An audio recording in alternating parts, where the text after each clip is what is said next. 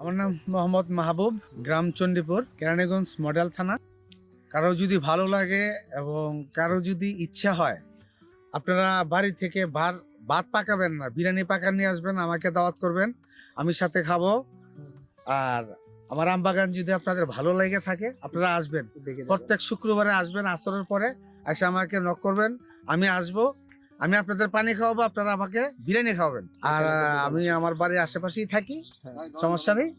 আমাকে চাইলে আপনারা পাবেন, আমাকে ফোন দিলেই পাবেন। হ্যাঁ, সবাই আসবেন, সবার প্রতি আমার দোয়া রইল এবং ভালো থাকবেন সবাই।